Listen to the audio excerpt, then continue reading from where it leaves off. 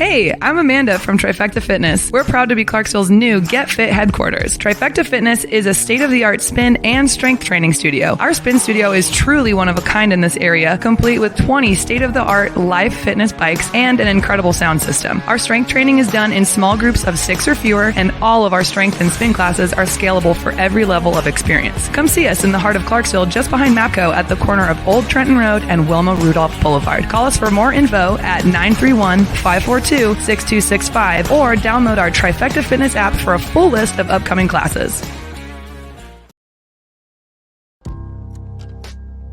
In October 2019, Arlington, Texas was chosen to be the home of a new national museum, unlike any other.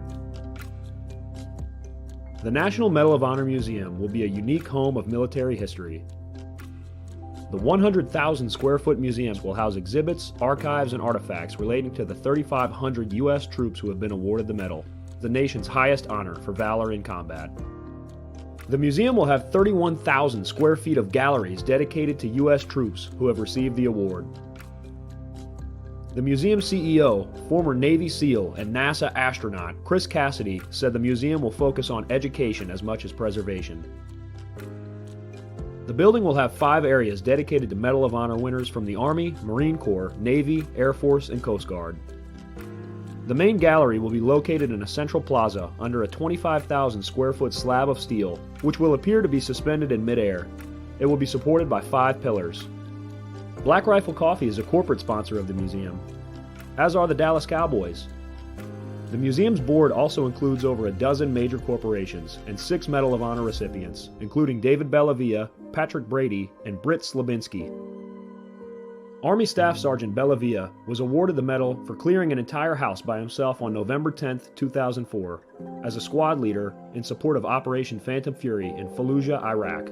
He killed 4 enemy fighters and wounded a 5th in close quarters battle. Army Major General Brady flew and coordinated the evacuation of 51 seriously wounded men during a firefight in Vietnam in January 1968. Slabinski, a Navy SEAL chief and team leader, led a rescue team of SEALs during Operation Anaconda in Afghanistan in March 2002. Slabinski and his team flew to a mountaintop ambush site to rescue Petty Officer First Class Neil Roberts, who had fallen from the back of a helicopter. Slabinski led the team through almost constant combat against an entrenched Taliban force. Along with the board members, former presidents Jimmy Carter, Bill Clinton, George W. Bush, and Barack Obama serve as honorary directors. The museum is expected to open to the public in late 2024.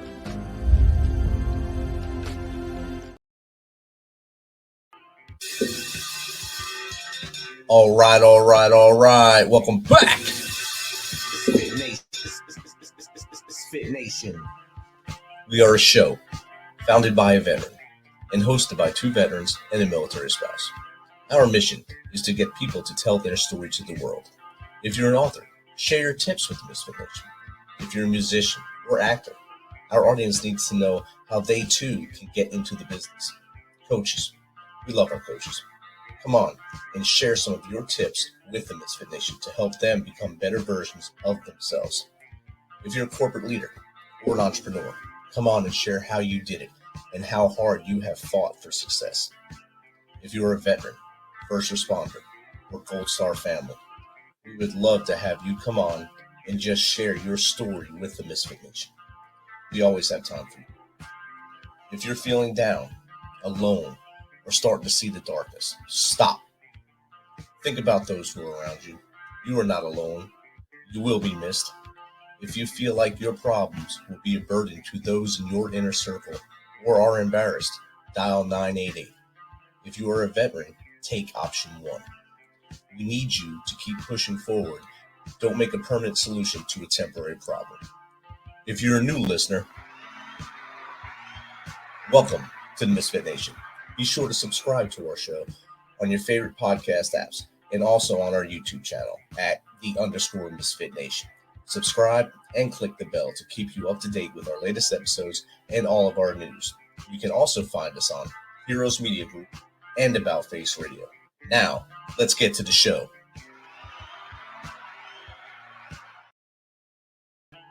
All right, welcome back. Our next guest is a best-selling author of the books Healing Happens and Practice. inspires people to experience boundless energy, absolute happiness, and true success in order to live the best life possible. For over 15 years, she has been serving thousands of people worldwide as an award-winning international keynote speaker, neurolinguistic programming practitioner, healing breakthrough facilitator, and global dancer. So without further ado, let's welcome Avital Miller to the Misfit Nation. Welcome, Avital. Thank you so much. It's such an honor to be on a show of such great impact. Awesome. Thank you. And I know you lead a busy life, and we're obviously on the road. So it's great to have you here and able to actually fit us in and give us the honor of having you here. Yeah, thank you so much. It's just a thrill to be able to figure out how to do this on the road. I've had this dream of regularly being a speaker on the road for a very, very long time. And I had postponed us before, thinking, oh no, I can only do this at home. And then it finally hit me. I'm not at home so much. Just going to have to figure out how to adapt to this dream lifestyle. And I understand 100%. I did the same thing when I first started doing this. I would just postpone because I'm on the road for my day job. Didn't realize a laptop and a microphone can go with me anywhere I go. And I just have to fiddle with the backgrounds and make sure people don't see things they don't need to see in my background. I have to work on that a little bit. You're good. I mean, I can see if anything's going to happen to you, so I can yell and tell you to run or hide at least. Yeah, we've got everyone's watching my door for me, watching my back for me, right? Exactly. So, Avital, I gave basically a 2-sentence brief about you there. If you don't mind, tell the Misfit Nation a little bit more about yourself, from as far back as you want to go to how we got to what we're doing now. Yeah. And would it also be okay to preface my story before going into my story? The reason is I've probably told bits and pieces of my story 1,000 times by now, because I've been in so many talks and have had so many blog posts and articles out there, a few books too. And I've listened to hundreds of talks. I've also heard the stories of hundreds of clients. And when I was taught to be a speaker, I was taught to really go into the emotions of our pain point of the story. And I find myself these days just wanting to breeze through quickly what my pain points are and then get to what we can make of life. And the reason why I'm saying this is because, first of all, what I realize is that we all have a story. So when I share the bits and pieces of my story, you all listening might find things that you can relate to in there, or just know too that you have a story as well. And to think of where I took things, what did I do with my story? And then unlock that door of the potential for yourself when you hear these things. So I wanted to preface that because I want us all to feel like it's really our story too, and not just my story. One of my PR reps nicknamed me a one-woman campaign against You'll Never, because not only that, I've had the wonderful gift of being given a lot of different types of challenges. And I say that that's a gift because now I get to relate to a lot more people with the different types of challenges that they have and how to support people through that. And there is the big one that we tend to hear about is my health and healing story. And that's me healing from an autoimmune disorder beyond what was expected. And I was a 25-year-old yoga and fitness instructor teaching 25 to 30 classes all over town, known as the Energizer Bunny. But that's when we started having the Energizer Bunny. You can see that I'm back at the Energizer Bunny. But for a while there, I was having fatigue. And some of my friends joked, they said, oh, so now you're like a normal person? I was like, no. This is your body weighing like a ton of bricks. This is you sleeping hours and hours at a time. This is your muscles turning to fat. This is your hair falling out. This is not normal sleeping. And this is you starting to wonder as the doctors aren't figuring out what's wrong and you're not getting better. Am I going to die? right? What is this leading to? But I kept a vision in my mind. I just knew that I would have opportunities to really help lots of people in the future. And there was just no way I was going to be taken out of the game and of life that young. So that really kept me going and working through that. And I did everything. So I really looked into all the different aspects of understanding health and healing, all different types of medical practitioners and books. And that was when I started to heal. And then they made a joke that I was going from medication to meditation, because one of the big things I was doing was starting to meditate. Meditate, it's not just about shifting our mindset and elevating our energy, but it's also releasing stress. And stress is one of the biggest causers of disease. Now, stress is a huge thing, because then I could tell you all these other little pain points, like my ballet teacher in college pulling me aside, telling me that I wouldn't amount to anything as a dancer. Yet shortly after college, I found myself performing at the Miss South India pageant, nationally televised and in front of thousands of people. I was told that I couldn't write. Well, I felt inspired to put my story and the stories of other people healing from terminal diagnoses into a book. Healing Happens, Stories of Healing Against All Odds. And my book hit bestseller on Amazon. It won 4 awards and it sold over 900 copies in the first year, which I've been told is really good for a new no-name author. So these are things that we can think about too when we're told that we can't do something, that we're not good at it, that maybe we could actually excel at it if we really feel drawn in that direction. I had an abusive marriage. And then there's just finding my voice, finding my life direction. I have an engineering degree. So what am I doing? Being a motivational speaker. Those were all transformations that I had to go through. Definitely. I seen you went to Washington University in St. Louis. I lived out there for a year after I got out of the Army to work out there. When I seen that, and then mechanical engineering and all this other stuff about dance, I was like, that's a whole different genre. But you excelled at what you did, and you live by a motto that the Misfit Nation also does: challenge accepted. When you told you can't do something, you have to do it. And I personally was told I could never run again after I got wounded in Afghanistan. So, okay, challenge accepted. So I ran a marathon less than a year later. So just about a year later, I ran a marathon just to prove to the world that I can do it. And then, of course, to the doctor who said I couldn't do it, that I can do it. That's amazing. Good for you. That's also a quick recovery. It's not just that you did it, but you turn things around quickly.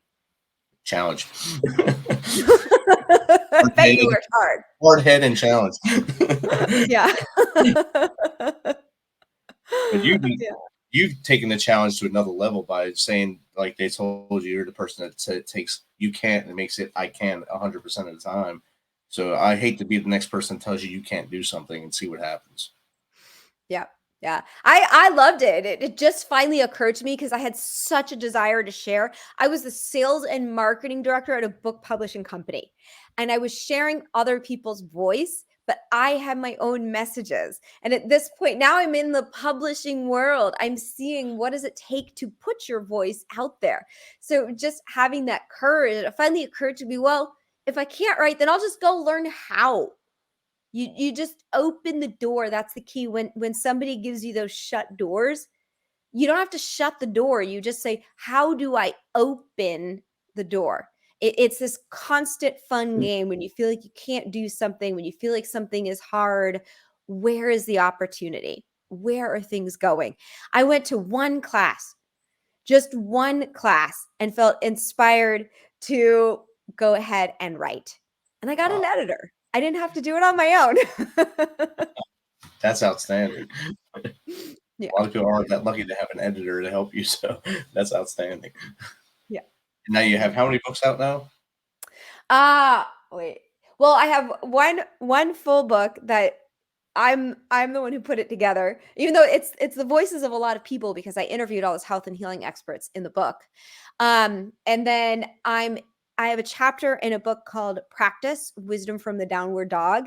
And that's a collaboration with about 50 yoga instructors. We had the tables turned on us because we're used to telling people, okay, this is how you want to integrate spirituality in your life and be happy and do yoga postures, whatever aspect of yoga we're working with. And then we were asked, what is spirituality to you today? Like, what are your biggest struggles that you've been overcoming? How do you live this practice? And in that book, I'm actually sharing my story of leaving a yoga community. And it was this isolated environment with a very strong set of beliefs. And it's a very beautiful place. And it was starting to not feel right. But I really thought my truth was coming from them.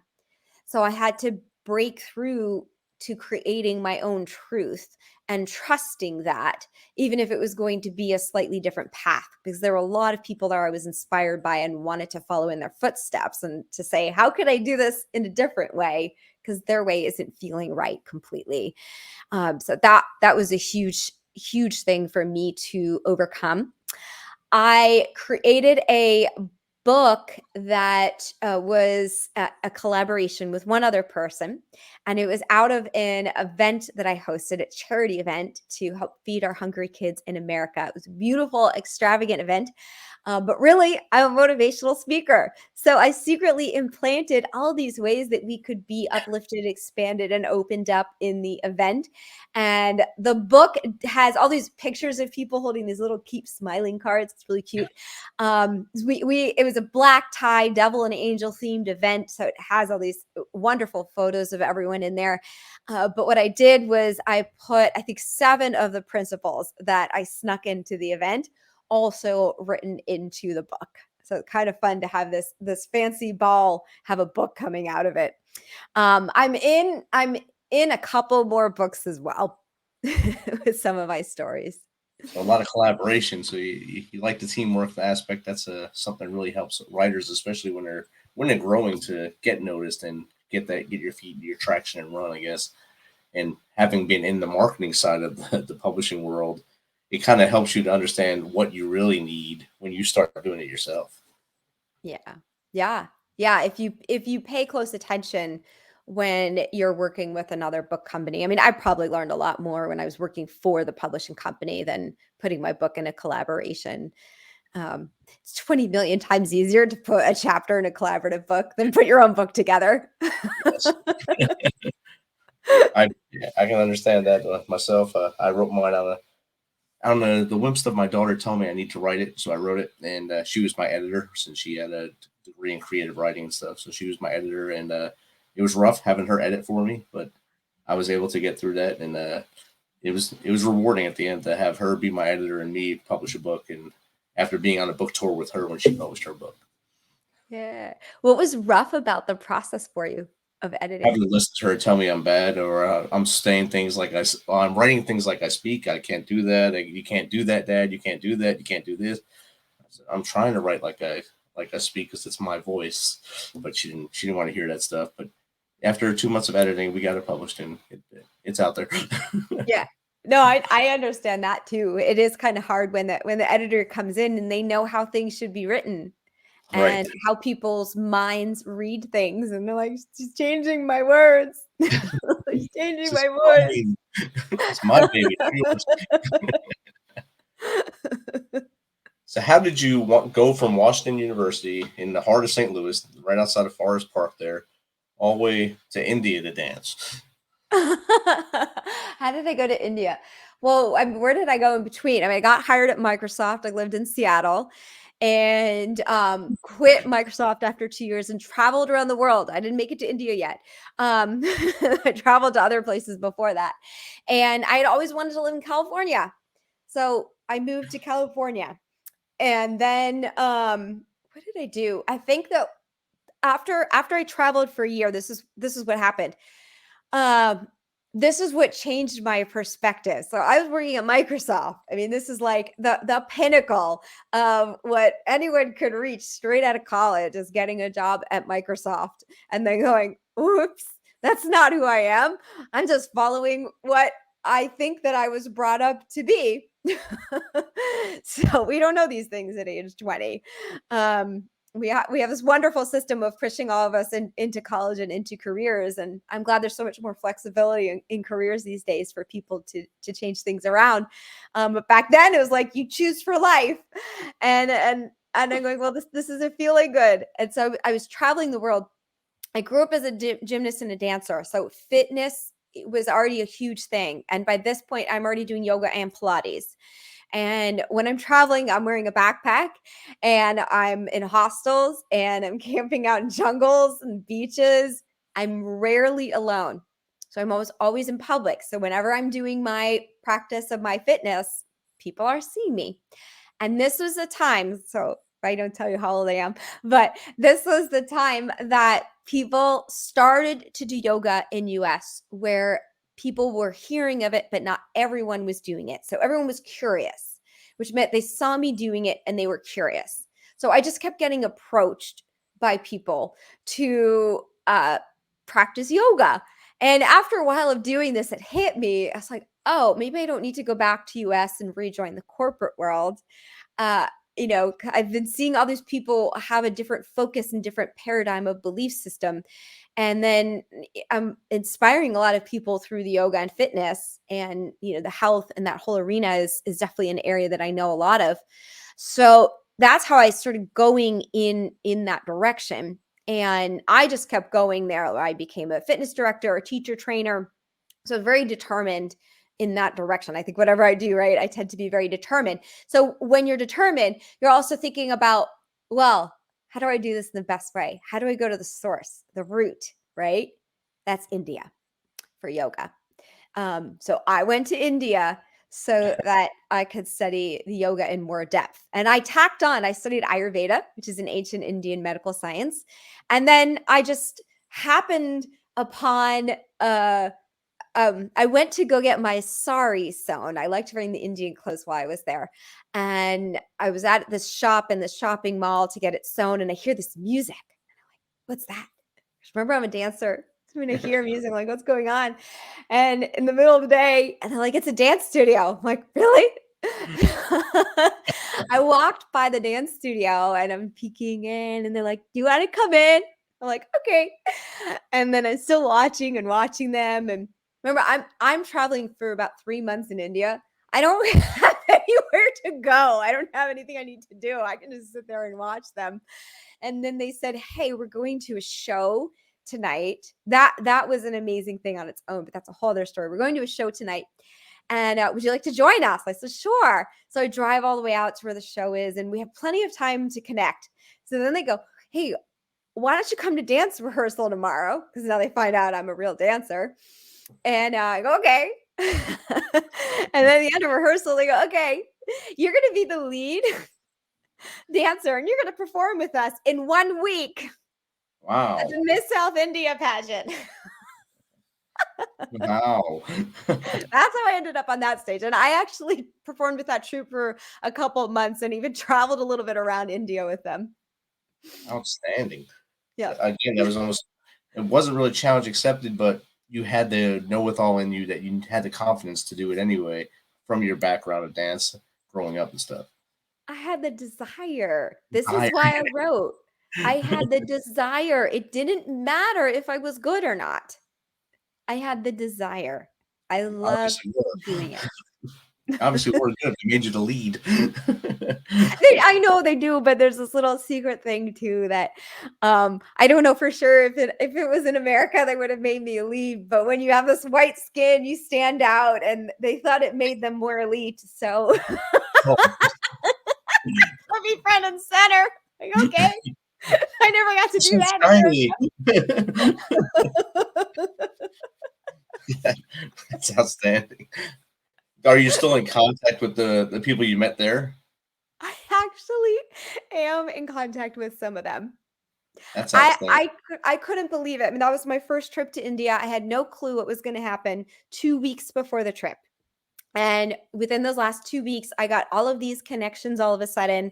Most of the time, I was picked up from the train or bus.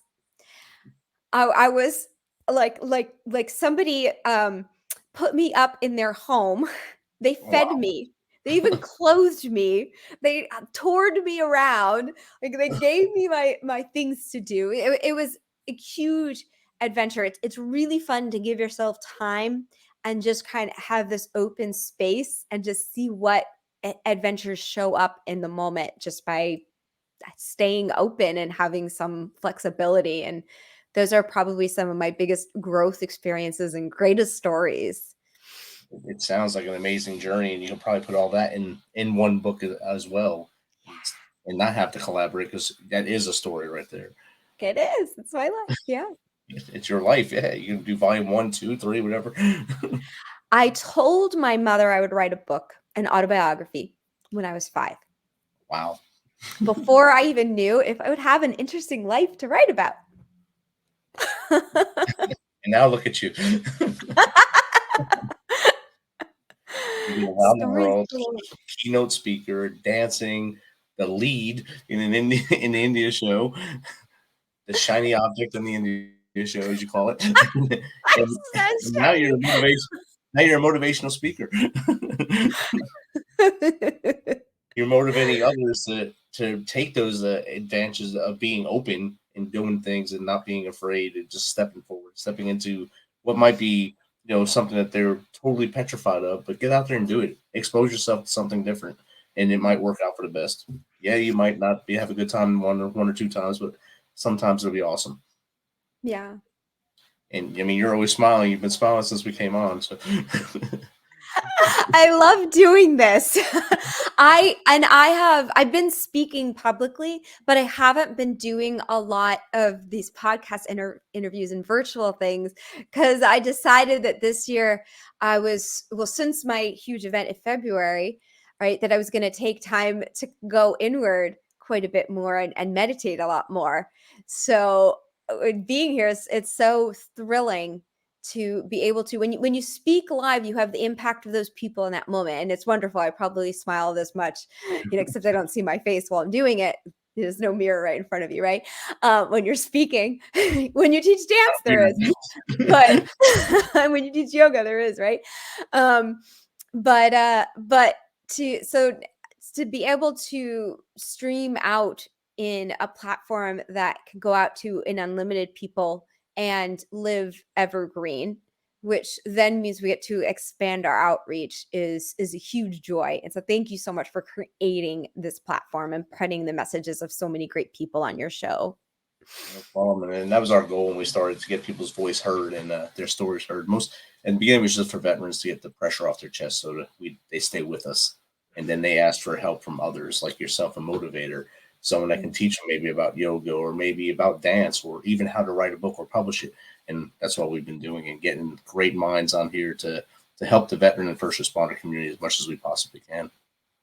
Yeah, thank you. And that video earlier was so sweet. It almost made me want to cry with the museum that's coming up and the heart and the stories that are going into that. And one of my guests, he's one of the directors of the museum as it's getting built. So I keep it on it, because when I first watched it, I was the same way. I said, this is an amazing video. It's well put together, and it sets the message out there for them. Yep. Yeah. So as you know, our audience is heavily veteran and first responders. And a lot of what you do actually helps people in different ways. Mental health is very important for us. Yoga helps it. Meditation definitely helps it. What tips and tricks would you give to some of the audience that maybe find that open space in their head to kind of clear up the cobwebs and stay focused on life and stay focused on going forward? Yeah. And I want to say this: if there's more major PTSDs that you've dealt with, I'm not going to address that at this moment, right? We can talk about that later. But because one of the things I've been thinking about, I'm meditating a lot over the last few months, is really, how do you sit with yourself? Because once you can sit with yourself, then you can accomplish anything. Once you have filled in your inner strength, you won't be agitated by outside things, and you won't be turned off. Your drive won't be turned off by outside things. And the more and more that you create that greater inner strength, the more amazing that life becomes. And that first step is literally sitting with yourself. I'm going to say is the first thing is to release shame. And that's a little more intricate to dive into what are some of the techniques to release shame. But what I want to say is to think about the paradigms that have been set on you from the outside or from the inside. And that's usually what says, oh, I'm not good enough. I'm bad if I'm this or I'm that. And that's a judgment. It doesn't have to be true. And in the bigger spiritual picture, I don't believe that there is this bad and good anyways.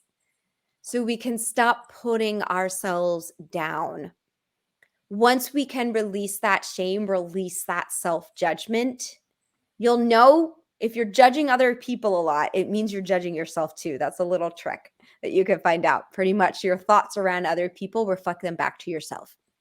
So that's also how you know, oh, am I dealing with something like that? But I would say almost everyone, probably everyone, deals with shame.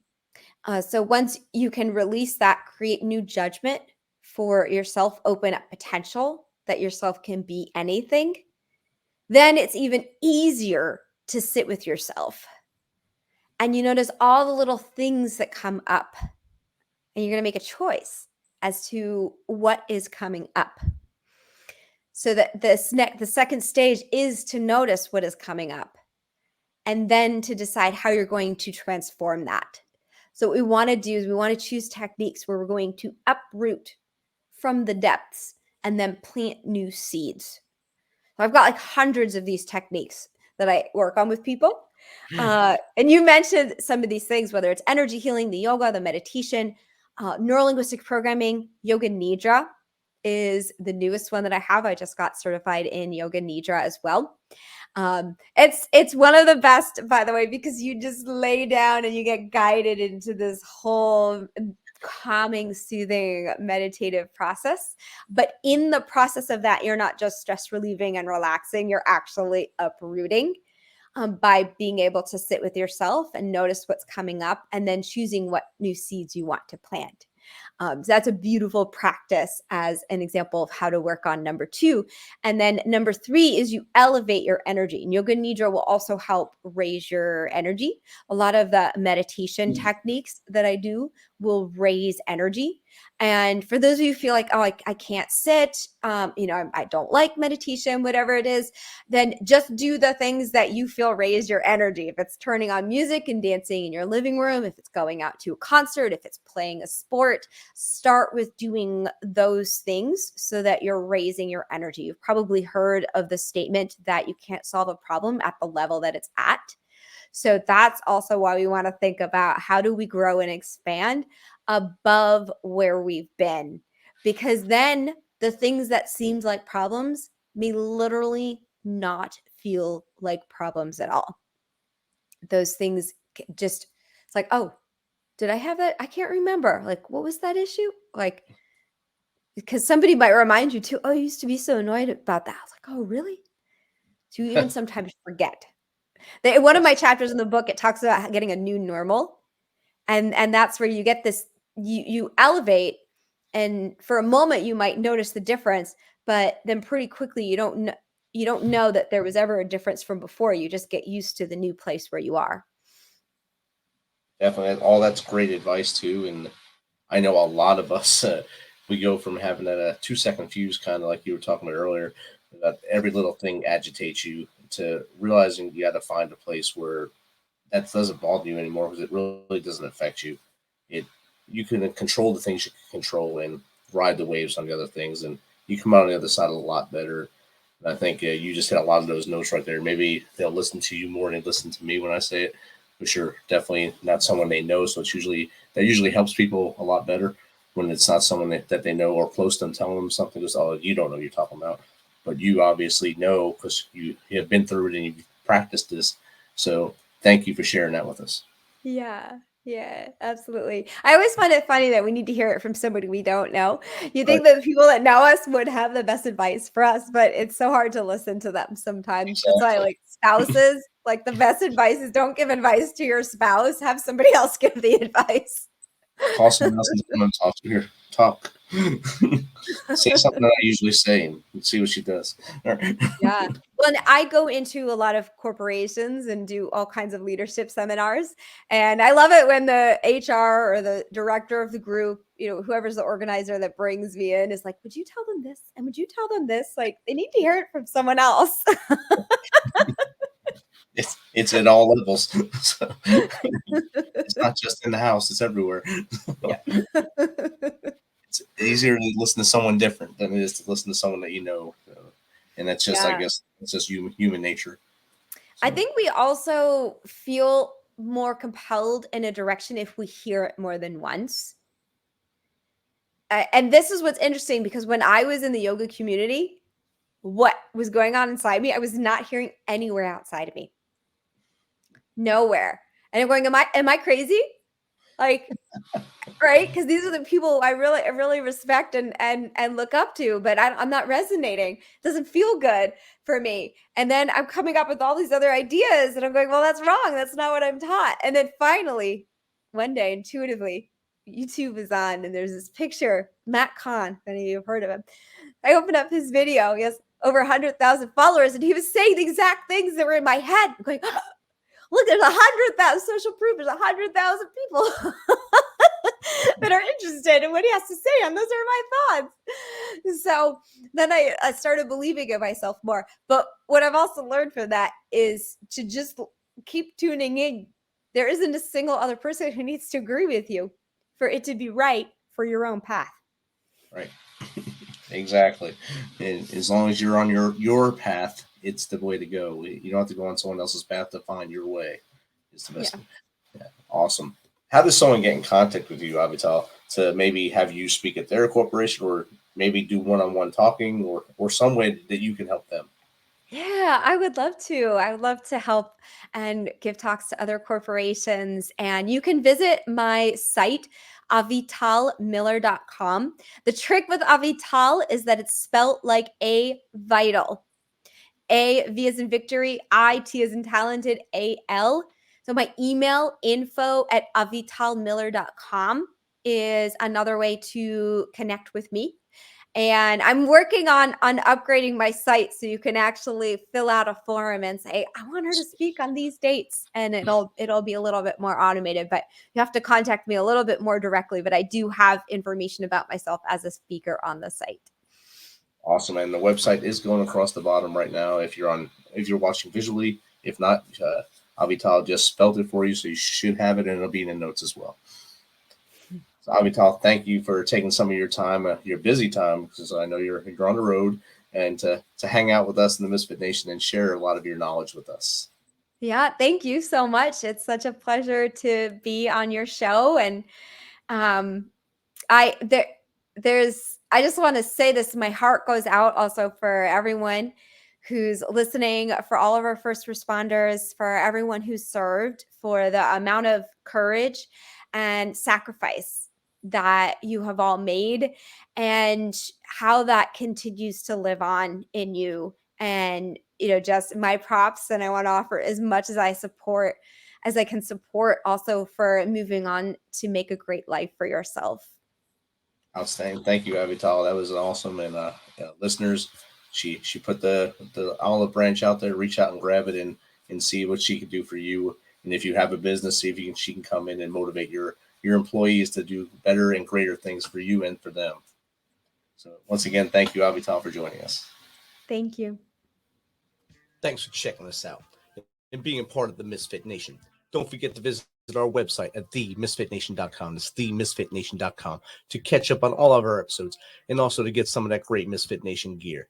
As always, be humble, stay hungry, and keep hustling, because we are